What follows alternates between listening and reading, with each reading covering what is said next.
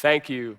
I'm very excited to be here today. Thank you to Marius and to Zero, and to be here at a conference and with an organization that in its very name gives us all a goal which is both audacious and increasingly within our reach. That we can see a future with zero emissions is something that I think should inspire us all and hopefully inspire us to action. Today, I want to spend a little bit of time offering my perspective from outside of Norway, and in particular from the United States. And as somebody who was intimately involved in climate and energy policy for the prior administration, now coming here to offer you my perspective today, what I want to offer in particular is something that may be a surprise, which is the case for optimism. Just in case you all are confused that maybe I am confused, I will temper that optimism with a bit of realism and a bit of pragmatism as well. But I want to start with the case for optimism, that we as a global community, and even in the United States, can continue progress toward a clean energy economy, and offer a couple of reasons why I think that's the case. The first is that for the first time in modern human history, the markets are driving progress toward cleaner energy. Something happened in the United States that didn't get a lot of attention over the last decade, but is really profound. For the first time in history, outside of a recession, the United States saw a consistent period of economic growth at the same time that its emissions fell. Over the past 8 years, the economy in the United States has grown by about 12%. We've seen 72 months of uninterrupted job growth, broad-based gains. At the same time, our emissions fell by about 10%. And this decoupling of economic growth and emissions is profound. It's also surprising. It was not what was expected even a decade ago. So surprising, in fact, that in 2015, when I was traveling with President Obama, we were in Hawaii, and he was about to sit down for an interview with the New York Times to talk about climate change policy. And I said to him, "Sir, one thing you might want to mention is that our economic growth and emissions have decoupled and have gone in different directions, 12% growth and 10% reduction in emissions." And he looked at me and he said, "Is that right? I want you to go check that. I'm not sure that's right." And right as he said that, the reporter from the New York Times walked in, sat down with him, and of course I didn't have time to check this. Anyone who's been a staffer for a politician will understand the fear and anxiety that was gripping me at that point. So the interview proceeded and went on, and about 2/3 of the way through the interview, President Obama looked at the New York Times reporter and he said, "One thing that doesn't get enough attention is that in the United States, economic growth and emissions have become decoupled. The economic growth is up 12% and emissions are down 10%. The interview finished, he walked by me and he pointed at me and he said, "You better be right." So one thing I'm confident of, that statistic is right. But it's not just in the United States. We've seen in over 20 countries around the world this dynamic of decoupling of economic growth and emissions.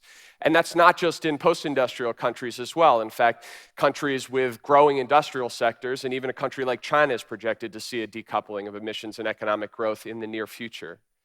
And I think that this is a profound change, and a profound change in how we approach this problem, because for the first time in history, we have concrete data points to say that a green growth strategy is actually plausible, that no longer do we have to focus on this zero-sum trade-off between emissions and growth. The second reason for optimism is that the pace of change in the market is accelerating. One of the things that consistently frustrated me when I was serving in government in the United States was that all of our predictions about the cost of different technologies were wrong.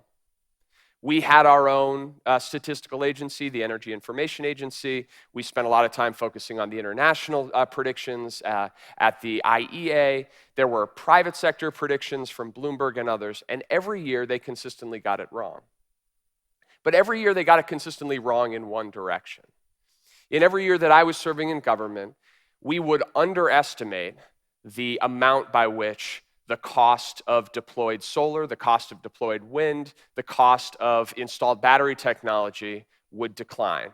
And every year we would readjust our predictions, and every year the pace of market change would drive even greater progress. That sounds abstract, but it's had profound changes in very concrete terms. When we began a dialogue with the Indian government in 2014 and early 2015 around building a consensus for the Paris Agreement, we faced a very practical challenge.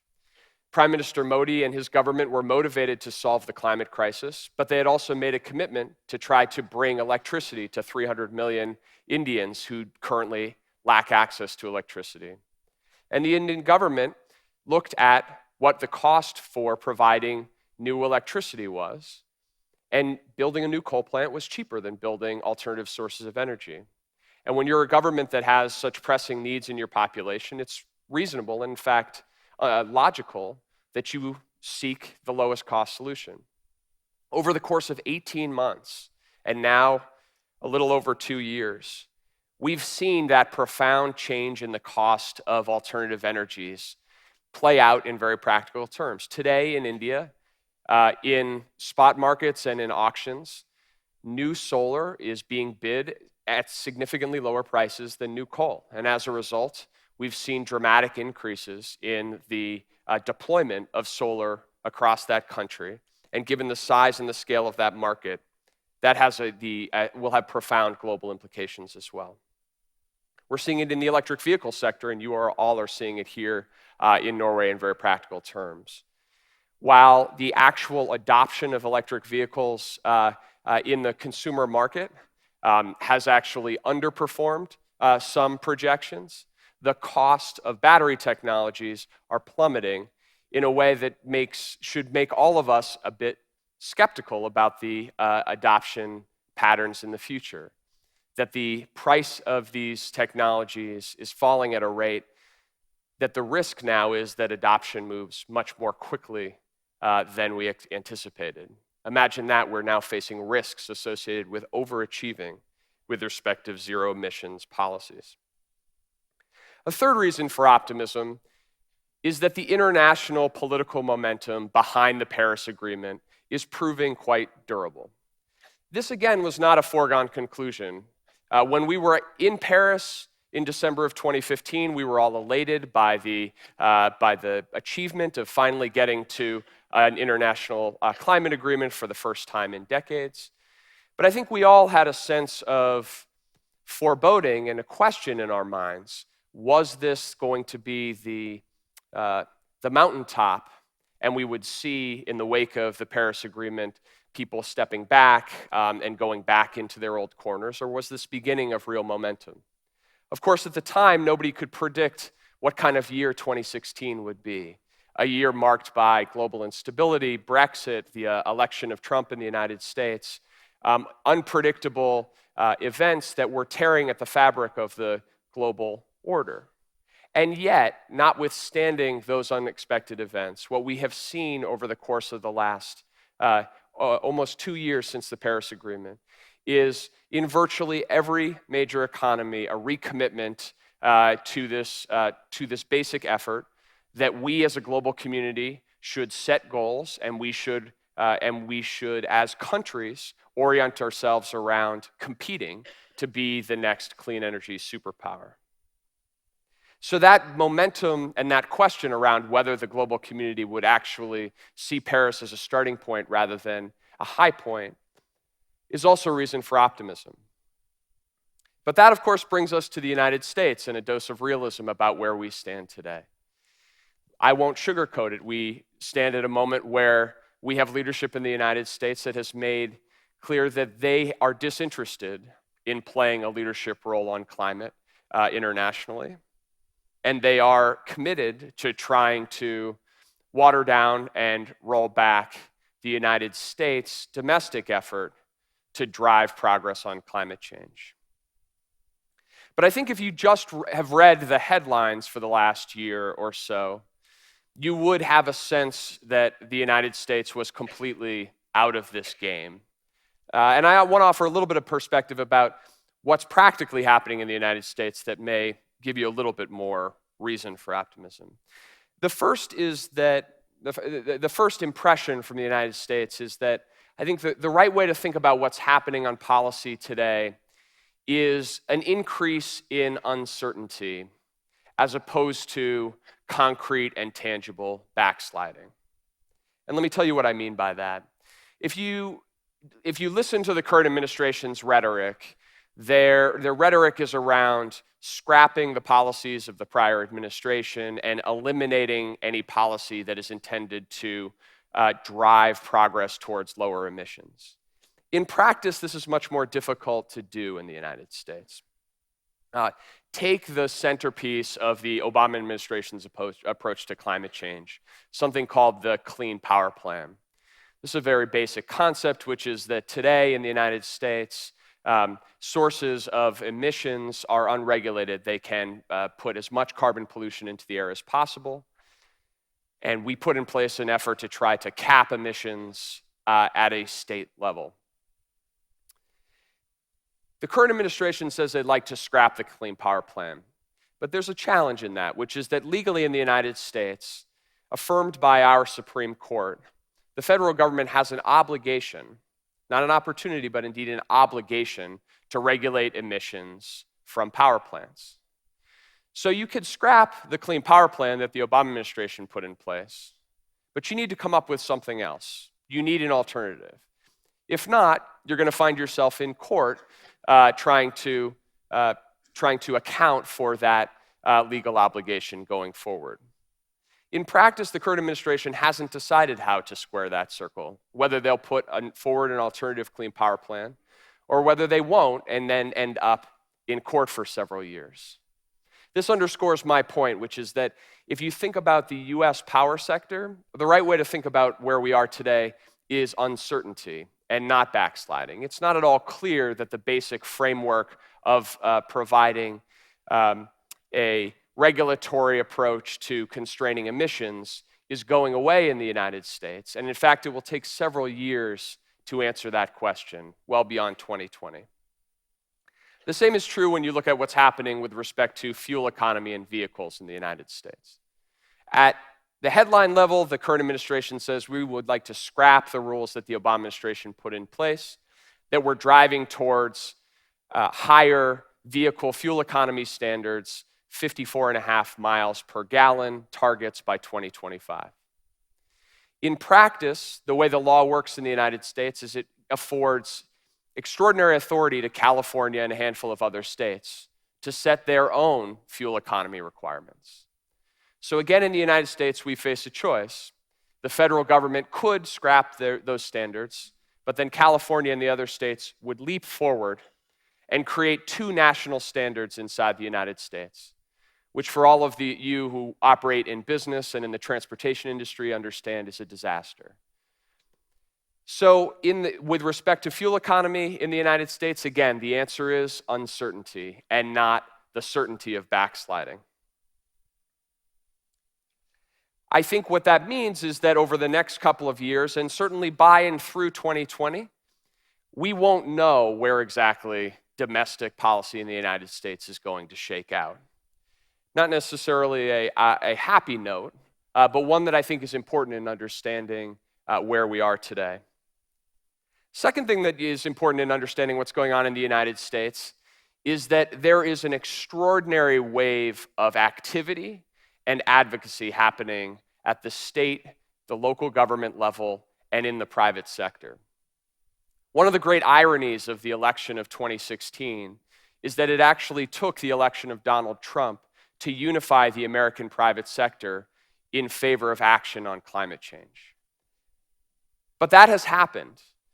In the United States today, there are virtually no major corporations outside a handful of coal companies who will stand up and oppose common sense action on climate change.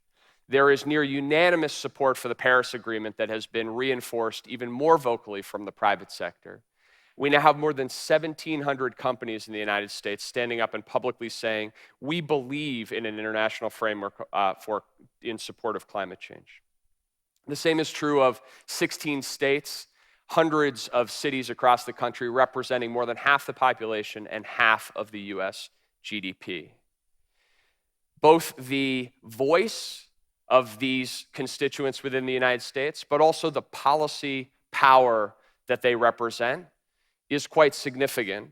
And you will see in the coming weeks, in the upcoming COP in Bonn, Germany, and going forward through and into 2018, you will see concrete demonstrations of how these states, cities, and companies working together can actually drive creative and innovative solutions to addressing climate change inside the United States, even at this moment. But I think when you take those two things together, uncertainty at the federal policy level and activity and advocacy at the state and local level, what you are left with is a situation where there is a leadership void internationally, where for several years the United States had stepped into and spent extraordinary amounts of political capital trying to prioritize climate change at the top of international agenda.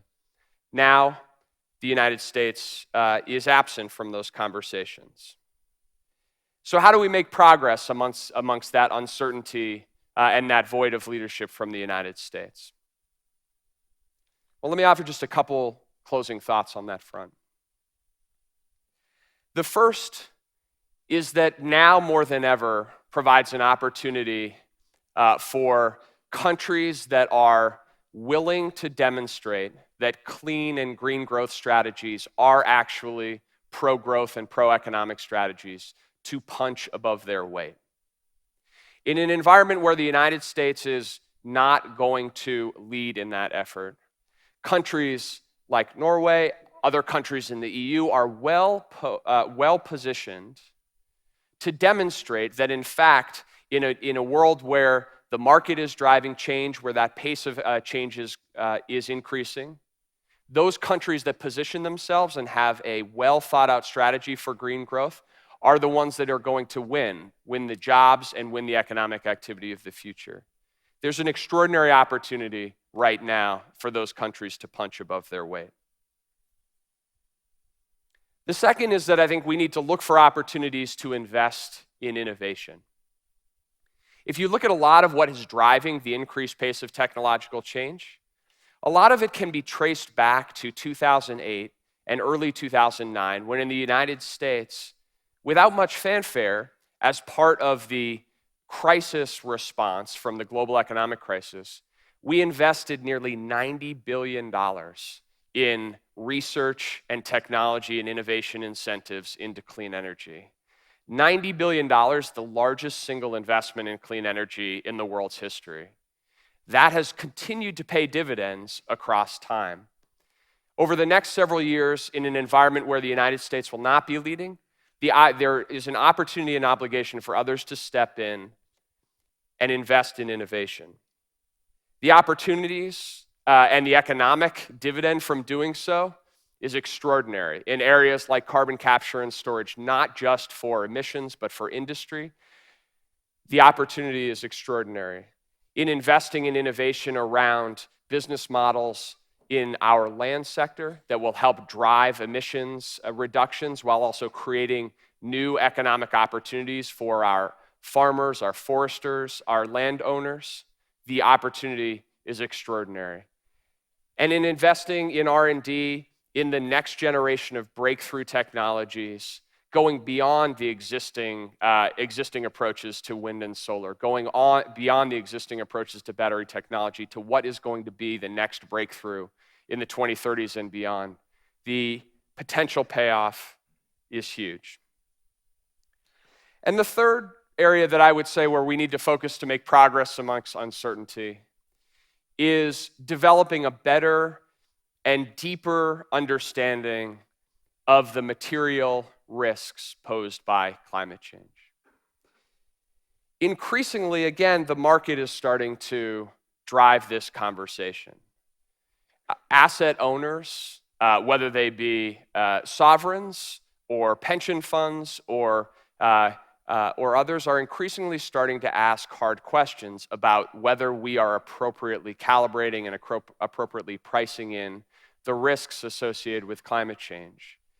Those risks involve the potential physical costs of the increasing frequency of weather events, something that the United States is facing in very stark terms today, with Puerto Rico devastated and air quality issues in California that rival those in the most polluted parts of Beijing because of unprecedented wildfires this season. But also the costs associated with the risk of a more rapid transition to lower carbon technologies. And in particular here, I'd focus on the transportation sector. As I was mentioning before, the pace of change is accelerating. And we could well be at a tipping point where the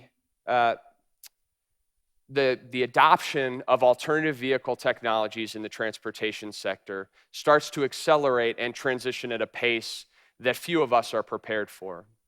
The intersection of electric vehicle technology and autonomous vehicle technology colliding creates the potential for one of the most disruptive periods of change in our recent economic history. That's all good news from the perspective of trying to get to zero emissions. But it also creates real and tangible risks for the holders of assets in the old transportation industry, and real and tangible risks for those who hold assets that are tied to the fossil fuel industry. We need to better understand those risks and better account for those risks. And we need to have plans in place and metrics to help price in those risks so those who are holding those assets can have a full and realistic understanding of what that means going forward.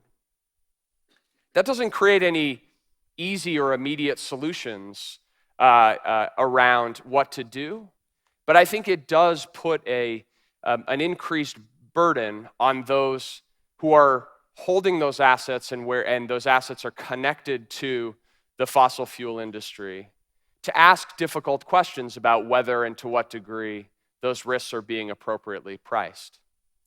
I think that's increasingly going to become a requirement and a reality in the private sector as the push for greater disclosure of climate-related risks occurs and is demanded by shareholders. And I think that's a question that policymakers are going to increasingly have to ask themselves as well. Are we actually effectively calculating and incorporating the risks and liabilities to our government balance sheets associated with this transition? That's a question that is increasingly going to face the United States government. I think that's going to face the Norwegian government as well. And I think that is one for all of us to think deeply about as we think about how to make progress amidst this uncertainty. But I think if we pause and we take stock of where we are in this moment, almost 2 years away from the anniversary of the Paris Agreement, while we've seen developments on the political front that none of us could have predicted, we've seen developments on the technological front that are more powerful and give a greater hope for optimism than any of us could have predicted when we were standing in that hall in Le Bourget almost 2 years ago. And if we can collectively as a global community and as countries at the front edge of this movement demonstrate that clean growth strategies are winning economic strategies, invest in innovation and R&D to demonstrate how the next generation of technologies will continue to accelerate that pace of growth, and we can appropriately calibrate the risks associated with the growing threat of climate in the assets that we hold and in the operations that we undertake, I think that the likelihood that we are all sitting here 2 years from now or 10 years from now and looking back and wondering, how did we get such enormous uptake and enthusiasm and progress in the fight against climate change, is much more likely than the likelihood that we're all sitting here 10 years from now wondering, why did we not make enough progress? So thank you, and I look forward to the rest of the conversation today.